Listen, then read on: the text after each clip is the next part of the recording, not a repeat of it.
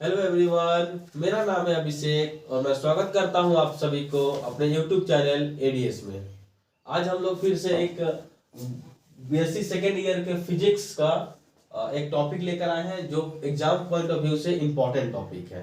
ठीक है, मैं एक सीरीज ही स्टार्ट किया हूँ, एक प्लेलिस्ट बनाया हूँ जो बीएससी सेकेंड ईयर के लिए है और उसमें सारे इंपॉर्टेंट टॉपिक्स को मैं यहाँ पर कवर कर रहा हूँ। आप अगर पहली बार इस वीडियो पर आए हैं वहाँ पर जाकर भी प्लेलिस्ट को चेक कर सकते हैं, वहां से अपने कॉन्सेप्ट को क्लियर कर सकते हैं। तो आइए आज हम लोग आज का टॉपिक जो है प्लेन प्रोग्रेसिव वेव। ठीक है, इसके जो टाइप है ट्रांसवर्स वेव्स और लॉन्गिट्यूडिनल वेव्स, उसके बारे में हम लोग चर्चा कर चुके हैं, उसका कॉन्सेप्ट को क्लियर कर चुके हैं, उसके डिफरेंस बिटवीन को हम लोग देख चुके हैं। आप लोग जाकर वहां पर वीडियो को चेकआउट कर सकते हैं, उसका लिंक मैं डिस्क्रिप्शन में दे दूंगा। तो आज हम लोग इसके डिफिनेशन और इसके इक्वेशंस के बारे में समझेंगे। ठीक है, इसके इक्वेशंस पूछे जाते हैं एग्जाम में। मोस्टली जो इक्वेशन है जो इंपॉर्टेंट है वो है डिफरेंशियल फॉर्म। इक्वेशन का डिफरेंशियल फॉर्म इसको प्रूफ करने के लिए एग्जाम में आता है। ठीक है, और डेफिनेशन भी पूछे जाते हैं। सबसे पहले हम समझते हैं प्लेन प्रोग्रेसिव वेव होता क्या है। ठीक है, इसका क्या डेफिनेशन है। तो प्लेन प्रोग्रेसिव वेव क्या है? Type of wave that travel in a particular direction, that travel in a given direction without change of its form. ठीक है, बिना अपने फॉर्म को चेंज किए हुए, without change in form, and every particles of a medium perform a simple harmonic motion about their mean position with the equal amplitude and equal time period। ठीक है, यह जो है ये पूरा कंप्लीट डिफिनेशन है प्लेन प्रोग्रेसिव वेव का। ठीक है, इसका मतलब क्या है या क्या हम लिखे इसके बारे में हम लोग बात करते हैं। क्या है कि एक ऐसी वेव है जो किसी पार्टिकुलर डायरेक्शन में क्या करती है, ट्रेवल करती है। ठीक है, मतलब क्या कि अगर x, जैसे यहाँ पर x एक्सिस के पॉजिटिव डायरेक्शन में ट्रेवल करिए, यह क्या है, x एक्सिस है। ठीक है, ये क्या है, y एक्सिस है। तो यहाँ पर x एक्सिस के पॉजिटिव डायरेक्शन में ट्रेवल कर रही है, मतलब ये कि ये जो वेव है ये सिर्फ इधर ही करेगी, मतलब इसका एक डायरेक्शन जो है फिक्स्ड रहता है। ठीक है, तो ये जो x एक्सिस में ट्रेवल कर रही है, उसका पार्टिकल का जो मूवमेंट है वो y एक्सिस के अलोंग है। ठीक है, यानी कि मैं एक यहाँ पर जो एग्जांपल लिया हूँ ये ट्रांसवर्स वेव का लिया हूँ। ठीक है, there is two type of progressive wave, first is transverse wave and second is longitudinal wave, जिसके बारे में हम लोग बात कर चुके हैं। तो यहाँ पर हम लोग ट्रांसवर्स वेव कर लिए हैं। तो यहाँ पर क्या हो रहा है कि बिना अपने फॉर्म को चेंज किए हुए एक पार्टिकुलर डायरेक्शन में क्या करती है, ट्रेवल करता है, जहां पर एवरी पार्टिकल्स, इसका एवरी पार्टिकल्स क्या करता है, एसएचएम परफॉर्म करता है। ठीक है, एसएचएम सिंपल हार्मोनिक मोशन को परफॉर्म करता है अपने मीन पोजीशन से, जिसका हमेशा एम्पलीट्यूड और टाइम पीरियड इक्वल होते हैं, समान होते हैं, सेम होते हैं। देखिए बात करते हैं एसएचएम कहने का क्या मतलब हुआ कि जितना टाइम जो है अपने मीन पोजीशन से यहां तक आने में ऊपर में लगा है, उतना ही टाइम जो है उतना ही डिस्टेंस कवर करके, सेम एम्पलीट्यूड का कवर करके सेम टाइम में फिर से मीन पोजीशन पे आ जा रहा है। ठीक है ना, तो जब कोई मोशन हो जो पीरियोडिक मोशन है, और इस पीरियोडिक मोशन को हम लोग एसएचएम कहते हैं। एसएचएम कहने का मतलब क्या कि मान लीजिए कि यह एक फिक्स पोजीशन है। ठीक है, ये फिक्स पोजीशन है, तो यहाँ से जितना टाइम ये यहाँ पर आ रहा है उतना ही टाइम इधर से यहाँ पर आ जाएगा। ठीक है, तो ये एसएचएम है, ये एसएचएम है। ठीक, तो वही टाइम यहाँ पर आएगी, जितना टाइम यहाँ से लग रहा है यहाँ मीन पोजीशन में आने में, फिर से इसके मीन पोजीशन में आने में उतना ही टाइम लग रहा है। मतलब कि इसका हर एक पार्टिकल जो है वह एसएचएम परफॉर्म करता है, एसएचएम में रहता है, सिंपल हार्मोनिक मोशन में रहता है। ठीक है, और अपने मीन पोजीशन से, और हमेशा क्या होता है, इक्वल एम्पलीट्यूड होता है और इक्वल टाइम होता है। इसको हम लोग एम्पलीट्यूड करते हैं। मतलब क्या कि ट्रफ कितना ऊपर उठा है, क्रेस्ट कितना नीचे गया है, इसको हम लोग क्या बोलते हैं, एम्पलीट्यूड बोलते हैं। ठीक है, और टाइम पीरियड क्या बोलते हैं, टाइम पीरियड मतलब कि time taken by particles to complete one cycle. ठीक है, जैसे देखिए यहां से लेकर यहां तक आप देखेंगे तो देखिए यहां से लेकर ये जो है ये एक वन साइकिल कंप्लीट हो गया, यहां से स्टार्ट हुआ और यहां पर एक वन साइकिल कंप्लीट हुआ। तो ये जो डिस्टेंस कवर्ड हुआ है उसको अगर हम लोग वेलोसिटी से, स्पीड से डिवाइड कर दें तो टाइम पीरियड पता चल जाएगा। ठीक है, तो टाइम पीरियड क्या होता है, एक साइकिल कंप्लीट करने में जितना समय लगता है उसी को टाइम पीरियड बोलते हैं। क्लियर, यहां से एक साइकिल कंप्लीट हो गया।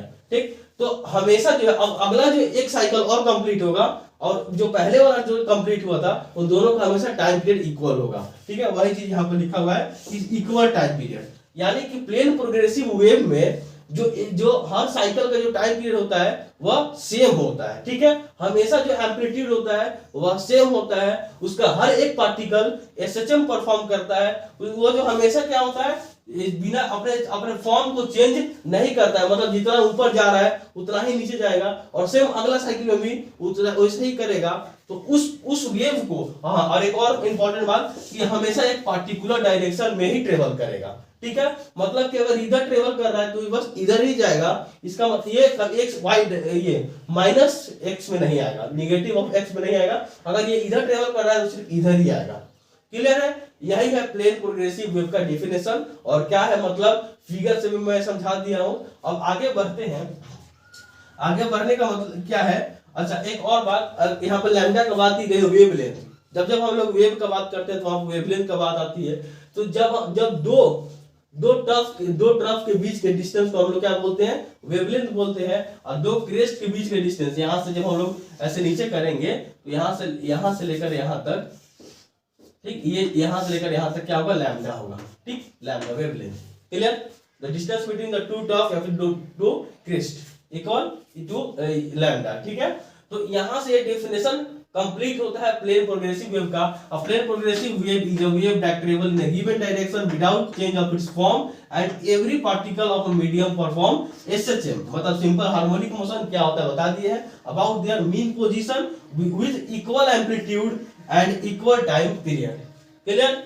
अब जो है ये जो वेव जो एसएचएम परफॉर्म कर रहा है इसका एक इक्वेशन होता है, और वह क्या है, y = a sin omega t, ठीक है। तो ये जो इक्वेशन है इसका प्रूफ हमेशा 11th 12th में आती है। 11th की बात है, ये 11th जब हम एसएचएम करते हैं वहां पर इसको प्रूफ करने की जरूरत पड़ती है।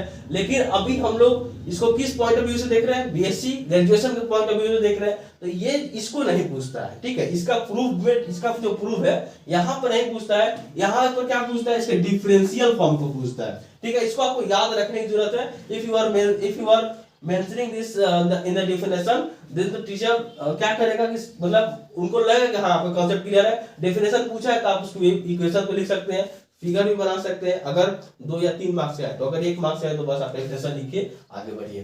तो यहां से क्या होता है, ये है इसका वेव इक्वेशन, और इसका डिफरेंशियल इक्वेशन क्या है, ये है, ठीक है। तो यहां से हम लोग प्रूफ करेंगे इसको। हम लोग आज का मेन मोटिव था इसका डेफिनेशन को समझना, फिगर को समझना और इसको प्रूव करना, ठीक है। ये इंपॉर्टेंट है। Differential equation, differential form of wave equation की जो डिफरेंशियल फॉर्म है इसको प्रूव करने के लिए ग्रेजुएशन फिजिक्स में ये आता है, ये इंपॉर्टेंट है। क्लियर है? तो आइए हम लोग इस पर चर्चा करते हैं, इसको हम लोग प्रूव करते हैं। तो कैसे प्रूव करेंगे, साथ में अगर आप नोट कर रहे हैं, डेफिनेशन को नोट कर रहे हैं तो अच्छी बात है, याद रहेगा आप लोगों को, एग्जाम के टाइम रिवाइज करके जा सकते हैं, ठीक है। तो आइए हम लोग इसको प्रूफ करते हैं। फिगर को मिटा दे, क्या है डिफरेंशियल फॉर्म, क्या है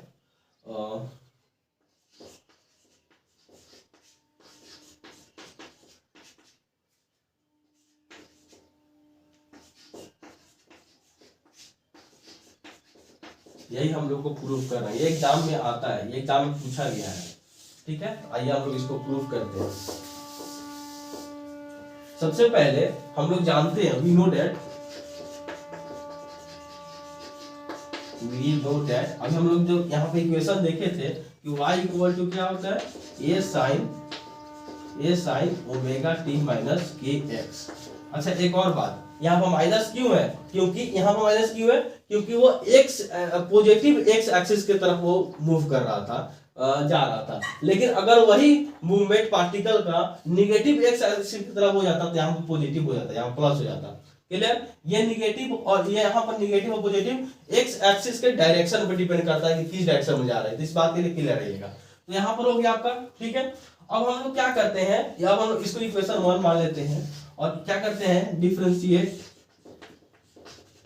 ठीक है। डिफरेंशिएट, यहाँ पर फुल फॉर्म आप लोग लिख लीजिएगा, differentiate with respect to, differentiate equation 1 with respect to time, time की रिस्पेक्ट में हम लोग इसको डिफरेंशिएट करते हैं, ठीक, तो क्या हो जाएगा dy by D T equal to, ये यहाँ पर हम लोग क्या करेंगे, ये कांस्टेंट है और ये आपको पूरा साइन का फंक्शन है पूरा, यहाँ पर हम लोग u एंड v लगाएंगे। ठीक है, तो u मतलब ये a बाहर, और जब इसको हम डिफरेंशिएट करेंगे तो क्या हो जाएगा cos और ये पूरा थीटा ओमेगा t माइनस के एक्स। ठीक है, अब हम लोग इसको डिफरेंशिएट करेंगे अंदर में, तो ये सारा का सारा क्या हो जाएगा कांस्टेंट हो जाएगा। अगर हम सॉरी ये इसका डिफरेंशिएट करेंगे तो ये ओमेगा टी यानी कि ओमेगा हो जाएगा। क्लियर है, और इसको हम लोग डिफरेंशिएट करते हैं सारा का सारा टाइम के रिस्पेक्ट में कांस्टेंट है तो जीरो। ठीक, यहाँ पर अच्छा इसको हम कैसे किए, इसको भी यू एंड वी लगाए, इसको क्या किए ओमेगा किए, फिर टाइम पर किए तो 1, फिर टाइम को बाहर ओमेगा किए तो 0, तो सिर्फ बच गया ओमेगा। क्लियर, तो ये हम लोग ए को बाहर किए, इसको डिफरेंशिएट किए, फिर आप प्लस में करके इसको बाहर करके जब इसको डिफरेंशिएट करेंगे तो 0 आएगा, तो इसीलिए हम लोग उस पोर्शन को नहीं लिखेंगे। तो आप यहाँ पर लिख सकते हैं A omega cos omega T minus के एक्स। ठीक है, ये इसको हम ये आया आपका ये dy बाई डी टी। ठीक है, इसको हम लोग अगेन डिफरेंशिएट करेंगे, again differentiate with respect to time, फिर से हम लोग टाइम के रिस्पेक्ट में ही करेंगे। ठीक है ना, कि डबल डिफरेंशिएट कर रहा है, तो इसको जब हम लोग डबल डिफरेंशिएट करते हैं कैसे लिखते हैं d2y by D T square. ठीक, और इसको हम लोग फिर से डिफरेंशिएट कर रहे हैं, तो ये क्या हो जाएगा a ओमेगा इस पर बाहर और फिर से इसका, तो जब हम लोग a ओमेगा को बाहर लिखेंगे और cos ओमेगा t माइनस कैसा करेंगे, cos का क्या होता है डिफरेंशिएट माइनस साइन, तो माइनस बाहर लिख देते हैं और साइन ओमेगा t माइनस के एक्स, और फिर से इसके अंदर वाला को भी तो करेंगे, इसके एंगल को भी तो करेंगे, तो ओमेगा t में से फिर से ओमेगा बाहर हो जाएगा और ये सारा जीरो। ठीक, तो क्या आ जाएगा minus a omega square sine omega t minus के एक्स। क्लियर है, यहां तक तो क्लियर होगा, D T Y by D T square, ये आपका इक्वेशन नंबर 2 है, इक्वेशन नंबर क्या है 2 है। क्लियर, यहां तक कॉन्सेप्ट क्लियर है। अब देखिए अब हम लोग क्या करेंगे, इसको हम लोग मिटाते हैं, तो इसको रहने देते हैं, यही तो प्रूफ कर रहा है। ठीक है, इसको मिटाते हैं।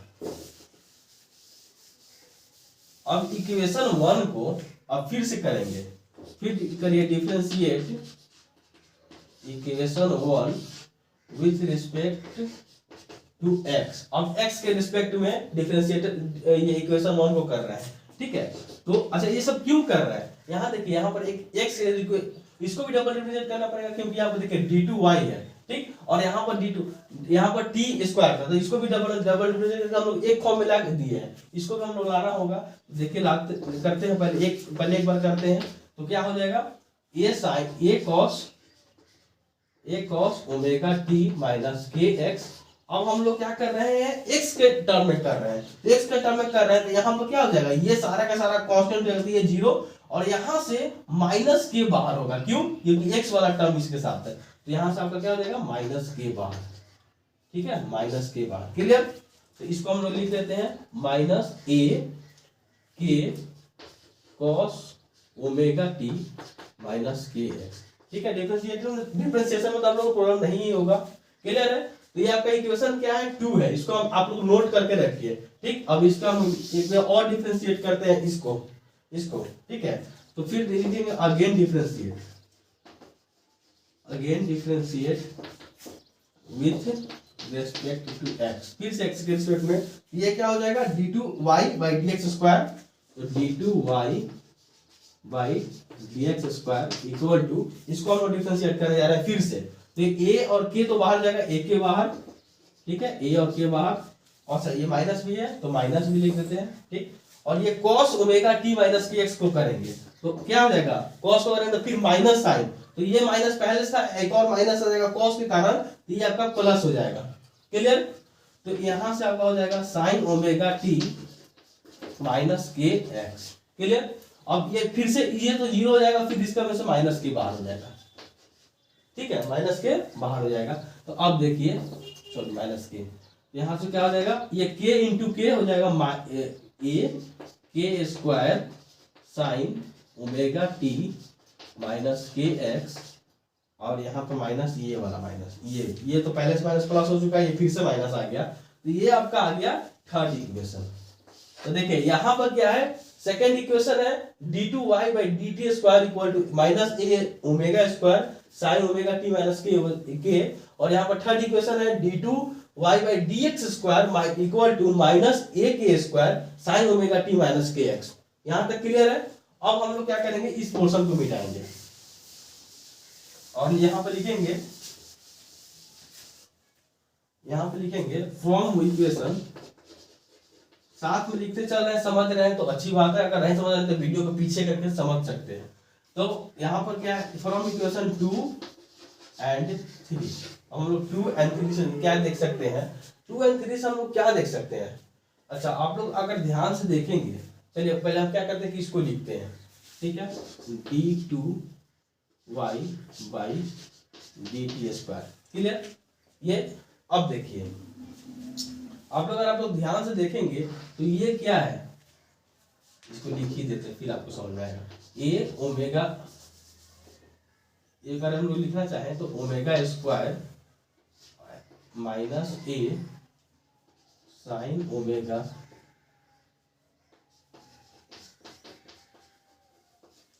इसको ऐसे लिख सकते हैं, इसको लिख सकते हैं ना। देखिए तो ओमेगा स्क्वायर को पहले लिख दिए और बाकी बाद में लिख दिए minus A sine omega T minus के, इंटू में तो कहीं भी किसी को भी लिख सकते हैं, क्लियर।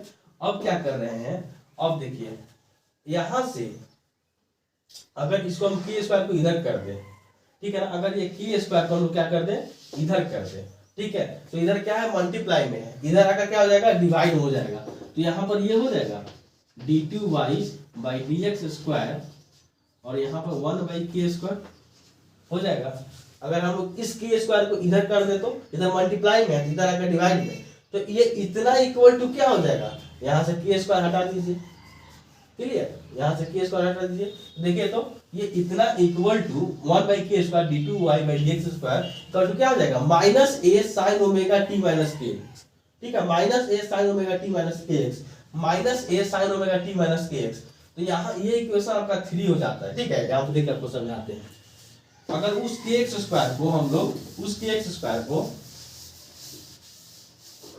कितना आया था, अगर यहाँ एक्स कर देते हैं तो देखिए क्या आया था यहाँ पर,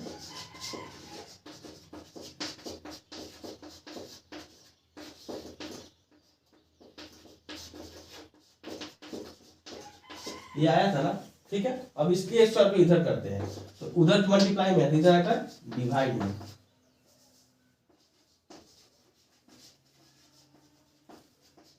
यहाँ पर क्या बचेगा, ए साइन ओमेगा टी माइनस के एक्स, ये आपका इक्वेशन हो गया 3।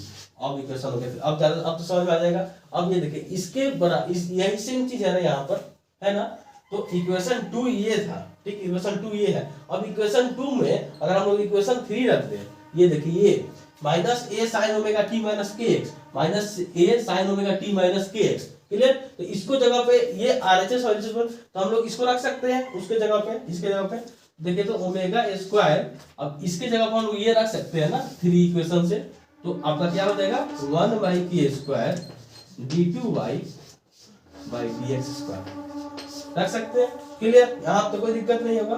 तो अब क्या हो रहा, अगर हम लोग जब इसको आगे बढ़ाएंगे,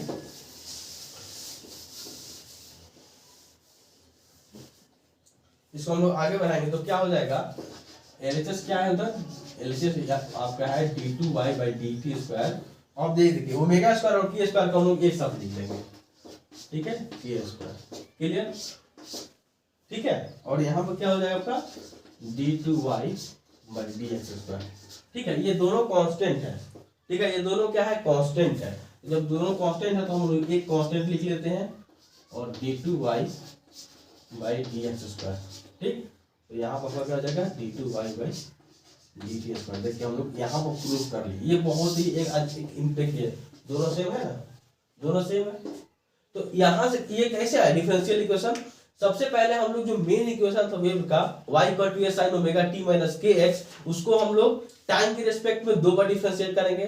फिर x के रिस्पेक्ट में 2 बार डिफरेंशिएट करेंगे और फिर दोनों से ये इक्वेशन आपको मिल जाएगा। क्लियर? ये इंपॉर्टेंट टॉपिक है पॉइंट एग्जाम के पॉइंट ऑफ व्यू से ग्रेजुएशन के लिए। ठीक है, 12th में ये नहीं पूछा जाता है। 12th में आपको प्रूफ पूछा जाएगा तो सिंपल इक्वेशन वाला को पूछा जाएगा जिससे हम लोग ये प्रूफ कर रहे हैं। क्लियर? तो यहाँ पर हम लोग इस टॉपिक को क्लियर करते हैं और यहाँ से हम लोग एक इंपॉर्टेंट वीडियो को, एक इंपॉर्टेंट कॉन्सेप्ट को समझते हैं एग्जाम पॉइंट ऑफ व्यू से। ठीक है, क्योंकि जब आप एग्जाम में बैठेंगे तो ये वीडियो आपको याद आएगी। सबसे पहले क्या करना है, पहले उसका डेफिनेशन समझा चुके हैं, फिगर जानते हैं, जो मेन इक्वेशन है उसको टाइम के रिस्पेक्ट में 2 बार डिफरेंशिएट करना है, एक्स के रिस्पेक्ट में 2 बार डिफरेंशिएट करना है और फिर वहां से 2 इक्वेशन मिलेगी, दोनों इक्वेशन से आपको ये मिल जाएगा। क्लियर है? चलिए ठीक है, अगर आपको लगता है कि हाँ वीडियो समझ में आ रही है, कॉन्सेप्ट क्लियर हो रहे हैं, तो आप चैनल को सब्सक्राइब कर सकते हैं, चैनल से जुड़ सकते हैं, वीडियो को भी लाइक कर दीजिए। और फिर से मिलते हैं एक नए वीडियो में एक नए टॉपिक, एक नए इंपॉर्टेंट टॉपिक के साथ। तब तक के लिए थैंक यू सो मच। पढ़ाई करते रहिए।